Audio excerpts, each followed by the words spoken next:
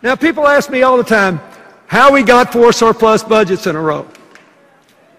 What new ideas did we bring to Washington? I always give a one-word answer: arithmetic. Arithmetic. To bring down our deficits, we better make sure that the arithmetic works. As President Clinton said, the Republican math just doesn't add up. I taught math for 7 years, and now I work for this campaign. So today I'd like to explain to you how the plan that Jim Himes supports brings down our deficits by $4 trillion over the next 10 years. If Congress fails to act wisely, here's what we're going to face: rising and rising costs and low revenues, leading to a $4 trillion gap in the next 10 years. Everyone agrees we need to address this deficit, but how? The plan that Jim Himes supports is called the Simpson-Bowles plan. In fact, he was one of 38 bipartisan members of Congress to vote for it. Here's how the arithmetic of the Simpson-Bowles plan works. It eliminates this $4 trillion in future deficits with $3 trillion in spending cuts and $1 trillion in additional revenues.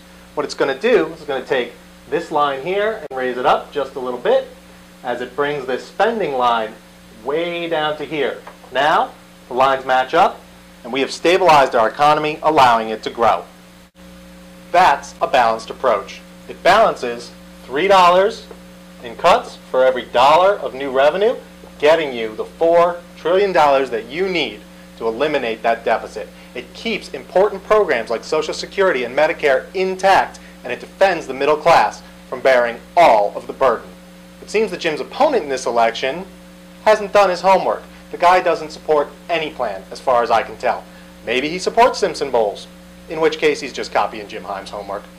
Maybe he supports the Republican plan, which includes changing Medicare into what amounts to a coupon program. No one knows what Jim's opponent wants to do. No one. If he wants to cut more, let's say $4 trillion here and no new revenues, well, that'll add up to 4, but he has to tell you where it's going to come from: Social Security, Medicare, or defense, because there is not enough discretionary spending in the rest of the budget to get that extra $1 trillion. If he wants to tax you more, he's got to tell you how much and who pays. Jim is on the record. His opponent is on the fence. Jim Himes is the fiscally responsible candidate in this election. He's willing to work with members on the other side of the aisle. He's willing to vote with members on the other side of the aisle who sincerely want to see a balanced budget that balances our national priorities. Jim Himes has proven it with his votes. He has explained his position for years at town halls across the district and in countless interviews. Jim is receiving an award this very week from the nonpartisan fiscal watchdog group, the Concord Coalition, recognizing his work.